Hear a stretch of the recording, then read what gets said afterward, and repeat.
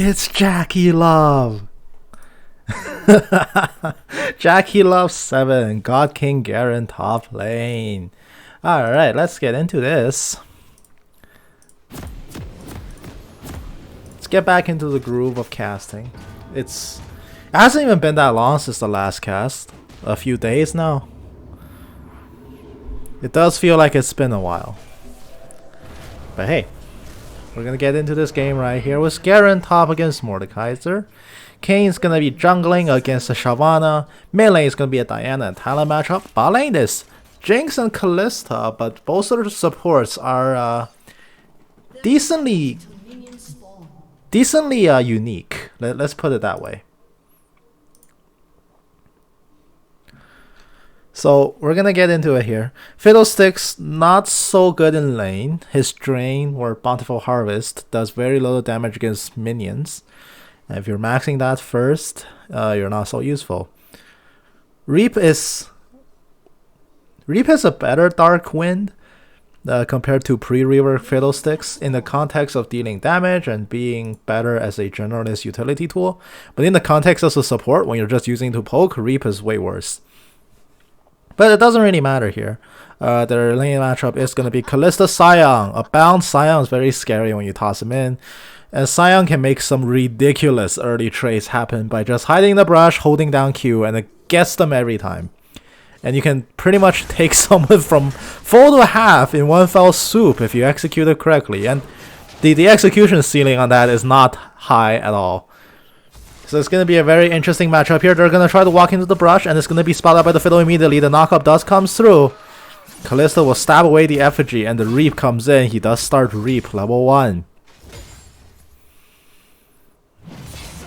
Top lane, the Garen against Mordekaiser matchup is also interesting. Two resourceless champions going at it. Both have their own form of sustain. Garen is slightly better.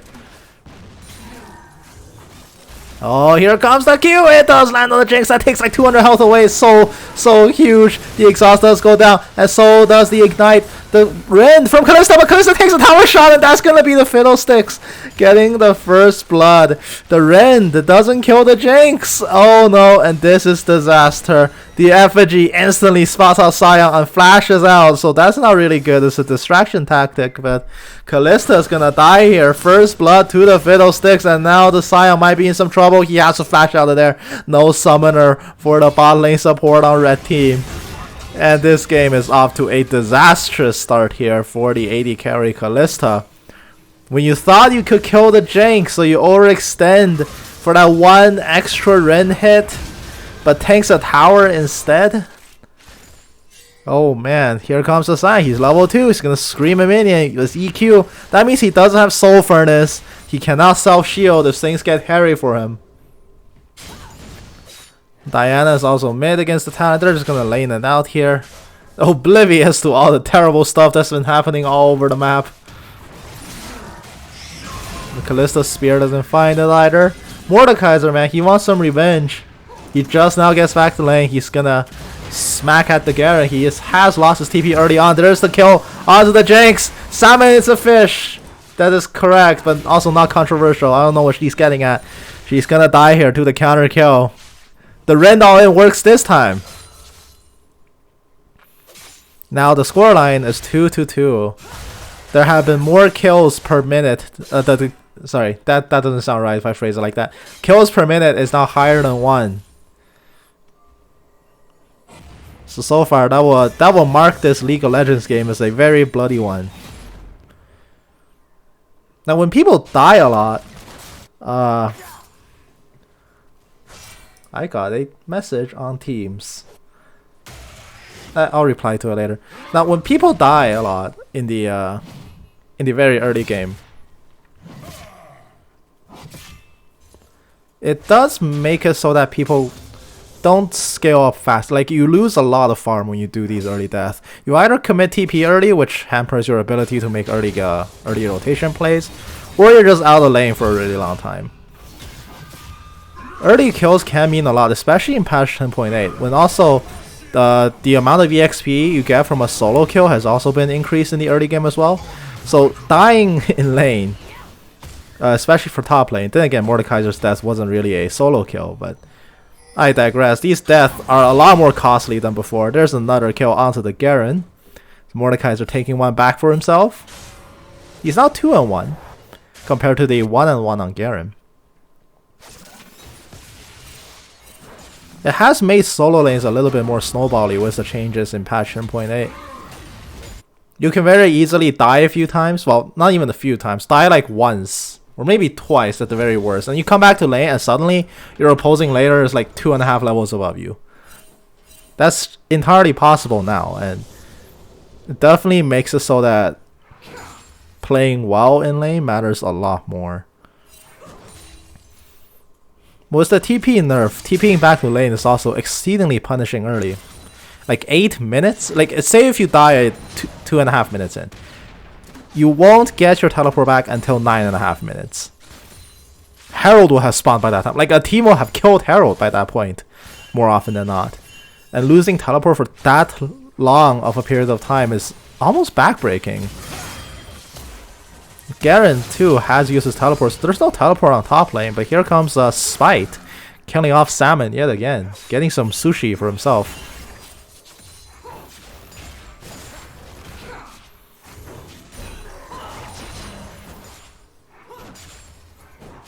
Every time you die, it's just so much of a setback nowadays than before. And Jinx, you can see that Jinx died at a really awkward timing. She back with a crit cloak in her inventory. A bountiful harvest gonna come out from the Fiddlesticks. It's gonna suck a little bit of health from the Kalista. She takes the tower shot, and here comes the Kayn. The Fiddlesticks cleans up the easiest sphere kill of all time. Diana has also made her way down here, but so far she's getting nothing. She's not gonna find anything. Talon's gonna get some free time at mid lane. Unfortunately, Diana making the roam happen, but gets no rewards for it whatsoever.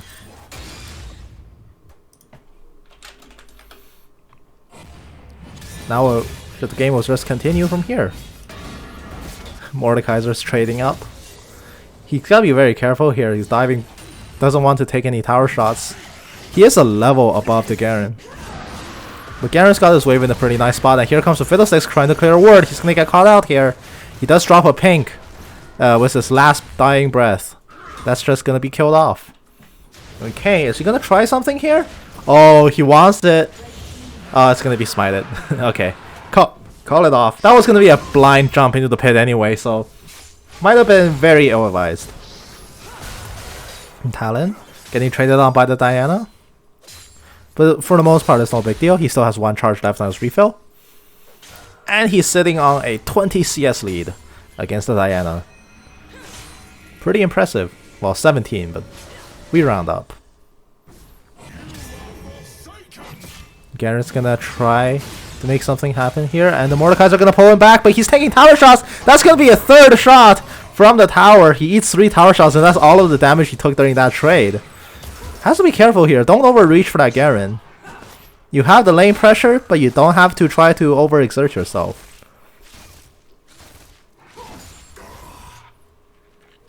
Oftentimes, putting the top laner in a chokehold position like this is more valuable than outright killing them. Especially because killing them can go so wrong, but he's gonna dive the death from Kidnap. He gets that instant kill onto Garen. Beautiful amount of burst coming out. Garen didn't even have time to react. There was just no retaliation damage landed on him. And Talon's gonna try to farm a bit, but here comes the Moonfall. She's not gonna let him farm. Diana's gonna kill off the Talon. Beautiful solo kill at Mount Ballet. Gonna get dope. Kayn's gonna be jumped out by the Scion, and the Kalista pulls him back. Both of them will make it out here, it seems. Kayn gets bounced back, and Kalista's so low. The Jinx is level 5. She doesn't have the rocket, and now the Scion's gonna turn. They're both level 6, but they both use their ultis. Kayn is higher level than this bot lane, so they can't really follow up. Battle Forest comes down, one more tick. They take it, they kill off the Kalista, and now the rocket also gets the Scion as well. Scion will kill off the Kayn, but that's going to be a 1-for-2. Both members of bot lane for blue team still alive. They might have overreached a bit on the turn. I think they would have been fine if they just let all of them go. Turning in that situation when neither of them have ultimates means that they're not really fighting with any advantages. So it was a straight up 2v3, so it doesn't play into their favor. And here comes the Shyvana. She's gonna opt to Dragon Form away into the Mordekaiser, so she can shake herself, but the giant sword drops on her, and the Garen takes that kill, and the Diana is hopping onto the Mord as well. Mord's in the 1v2. Meanwhile, Talon on the bot side, he's gonna be turned on by a Crow Storm. The Crow Storm is here, but he gets killed off. The Fiddlesticks can't do damage. Mordekaiser is gonna find a solo killing spree for himself. 4-1-0 against the Diana. Talon has just now respawned as well. He needs to get back to mid really quickly. If he disturbs that wave's balance a little bit, he could shove that into the turret, because this wave is not going to naturally push. In fact, is Kane going to come up to sweep it out? He might. Okay, that cannon is not long for the world. It's going to crash into the tower here. So he actually did deny the cannon wave away from the Diana. That's pretty huge. That might be another mini wave dead as well, but he's tanking the tower. Diana's just gonna make her back in the lane. She'll catch about the casters here. But losing that cannon wave is a little bit detrimental to her. Really not the best timing for her to die, because the wave in mid lane was in such a good position. If she was only there to collect. Garen's gonna try to spin on the Mordekaiser. Nothing major is gonna happen here. So red team holding on to a very, very good lead. Just in the CS department, if nothing else. Every lane just crushing it in the CS. And speaking of crushing it, here comes Kane. But he gets dragged into a cage match. 1v1. Is he going to try to make it out? The Shyvana is here to reinforce. The Flame Breath completely whiffs in the middle of two people. Jackie Love doesn't have his ultimate. He needs to try to get out. The Herald gets dropped. This is not a dead turret. They need to take that one plate off. That is a dead turret. But Mordekaiser is not going to live long enough to see it. The Herald does boop the Diana slightly away. That is, however, first turret. Regardless, Kalista gonna try for an engage on the bot lane, pulling in the Sion. Face call gonna bring the Sion in, but the Sion is not gonna make it out. That was a one-way trip to hell, and he is going to be a zombie. Very angry man, not gonna get a hit on the Jinx, and does about 50 damage to the turret. A very ill-advised dive, to say the least. Inferno Drake's gonna be up in 30 seconds.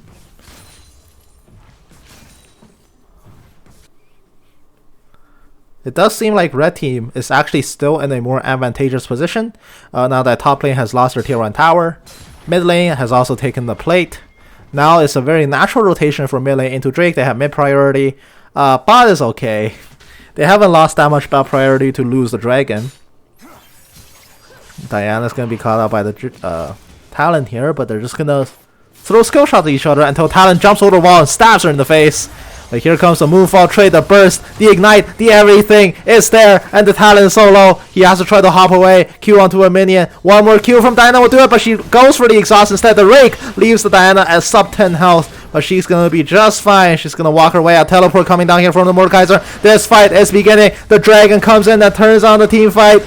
And here comes the Garen being the first victim. Triple fear from the Crowstorm. The Fiddlesticks is in the middle. 3 people. He's just going to die to the Mordekaiser. And that's going to leave the rest of red team free to start the Inferno Drake. Be careful with the splash. It might kill somebody. It will not kill anybody. Mordekaiser going to exert his presence here and push the rest of blue team away. And now it's a very natural push on mid lane, being spearheaded by their super fed top laner. So this Mordekaiser is huge. And this Garen, in contrast, doesn't even have his boost done yet.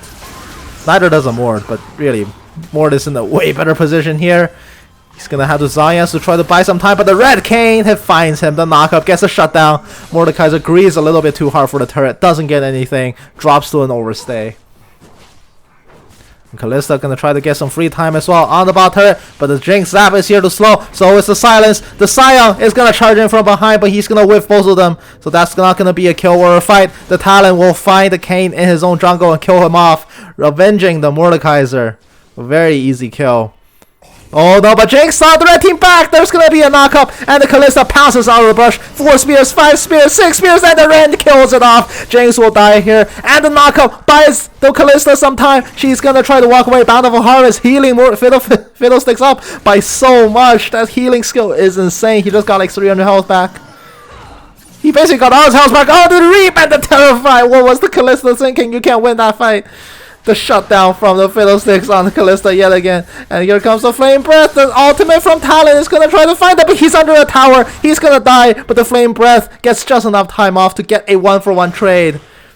The Dragon's gonna try to fight the mid turret, but here comes the Red King. The knockup is there. The smite is there, but the Dragon does so much more damage. The King flashes away and just dies. And here comes 2 more people here to help. The big sword finishes it off.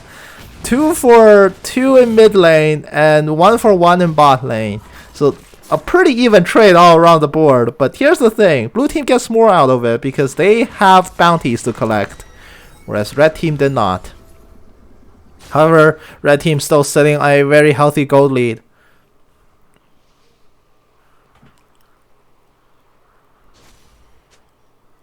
The support matchup here is so interesting to think about. You have one side an ambush mage that focuses on crowd control from a distance, and on the other hand you have a fiddlesticks. I'm just kidding. On the other hand you have a Scion. Even as a support budget, a Scion can be very burly. Can be a very difficult to kill champion.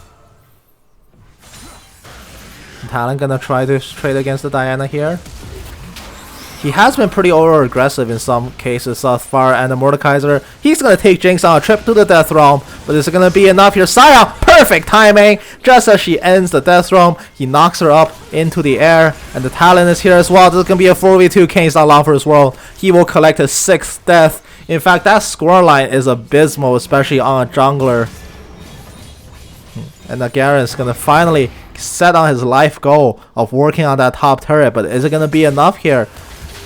The Fiddle is gonna try to fear some people away. 2-man Moonfall, and the burst is there. All the CC actually misses the Fiddlesticks, and the Fiddlesticks jumps in, but he's only gonna be jumping onto Diana's corpse. The Crow Storm is trying to take off people, and that's not gonna be it. He tries to run away. He turns around to ignite the Kalista, and Kalista will just kill him off. I don't think he could have gotten out anyway, so I don't mind him turning. All this time though, nobody has contested the Garen, although I will say red team has gotten way more than a split pushing top threat. In fact, Garen is the one that will be forced back. Here comes the Red King. He's been exhausted. He can't deal the damage. He's going to be killed off in the middle of 4 people. This game is just falling apart for blue team. They're doing the one at a time. Why do people default to the one at a time? It's the most time-worn strategy. Going in one by one, thinking the next person can make the difference.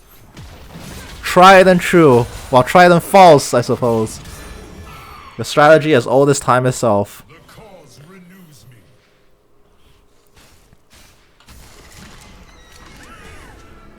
I wish there was a real-life historical battle where the enemy actually implemented the one-at-a-time strategy and just got destroyed. Maybe at some point in like medieval or ancient battles that happened. Could you imagine like, oh, this fight, Julius Caesar against some other Romans or something, and then the Romans just send all their legions in one by one instead of fighting at the same time. I wish there was historical precedence about that. I could read it and see like, oh, what were they thinking? There's gonna be a ward here, so that's gonna be 4 members of blue team spotted out by a ward. Cloud Drake is up, and that's gonna be 2 people returning to mid. It seems like blue team has no intentions of contesting this. That's just gonna go the way of red team.